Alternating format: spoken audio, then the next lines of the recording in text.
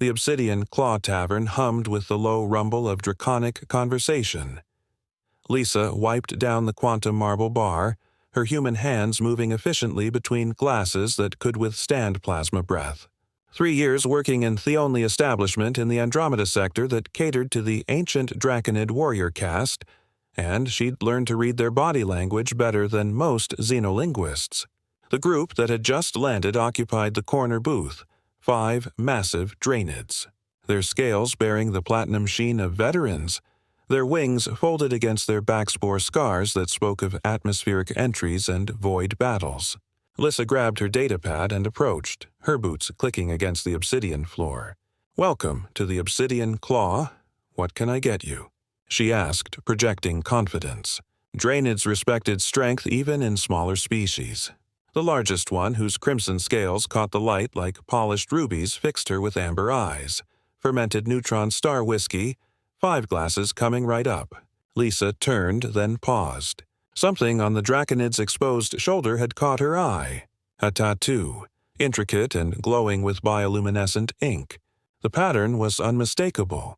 A spiral of stars surrounding a broken sword with ancient Draconid runes weaving through the design. Her blood ran cold.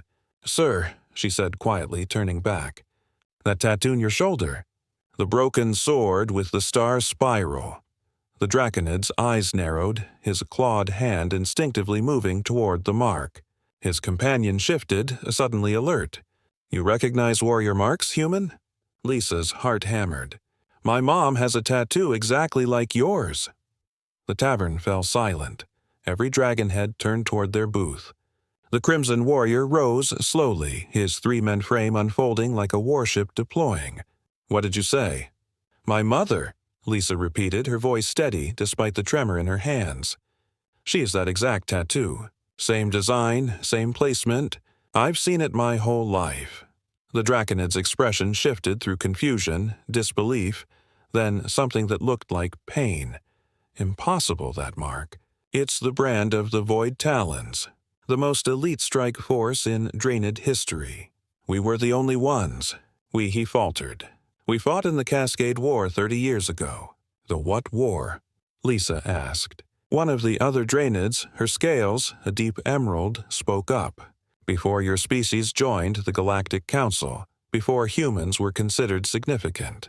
There was an invasion, the Crush Collective, a hive mind that consumed entire star systems. They were coming for Earth among other worlds." The Crimson Warrior, whose name Lisa learned was Vexthor, continued, his voice thick with memory. "Earth was classified as a pre-Kant civilization, protected under the preservation protocols. We couldn't reveal ourselves, couldn't make official contact, but also couldn't let the crash genocide an entire developing species." "So, you fought anyway," Lisa whispered. "The Void Talons went rogue," Vexthor said.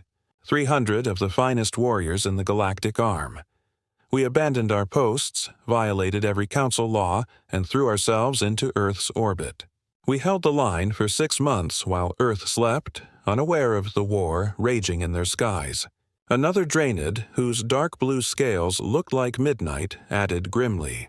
"We lost 273 warriors. The crash were relentless, but we held them every single day." Lisa felt tears streaming down her face. "James," she said suddenly. "That's my little brother's name. Mom always said she named him after someone brave." Vexthor's eyes widened. "Captain James Murdoch. He was the only human we made contact with, a fighter pilot whose aircraft we accidentally damaged during a void skirmish. We saved him, pulled him into our ship. He saw everything, the battles, the ships, us. He was terrified at first," the Emerald Dragon had said softly. "But then he understood what we were doing, why we were there. That human. He helped coordinate Earth's defensive satellites without anyone knowing what they were really defending against. He flew with us, a human pilot in a Draenid strike craft. He died saving a Draenid," Vexthor said, his voice cracking. "My mate, she was hit by crash bow weapons. Her ship was falling toward Earth's atmosphere. James intercepted, used his craft to shield her to guide her down. He got her to safety before his ship. The massive warrior couldn't continue." Lisa's mind reeled. My mom always said my dad died in a training accident, that he was a pilot. She never remarried, never talked about him much, just told us he was the bravest man she'd ever known. Sarah Beaksthor breathed. Her name was Sarah. James talked about her constantly. Showed us pictures.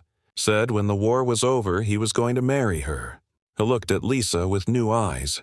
You have his face, his eyes. After the war, the Blue Dragon had said, "We survivors received the mark, the broken sword for what we gave up, the stars for what we saved.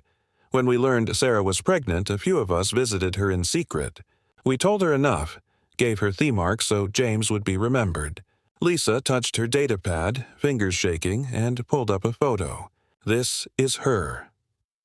Beaksthor looked at the image of an older human woman with kind eyes and graying hair. On her shoulder, visible in the photo, was the glowing tattoo. The ancient warrior bowed his head, wings spreading in a gesture of profound respect. His companions did the same. "Your father saved my bloodline," Vexthor said. "Let me tell you about him, about all of it. The galaxy should know what humans are capable of even before you reached for the stars." Lisa nodded, tears flowing freely now, and pulled up a chair. The drinks could wait.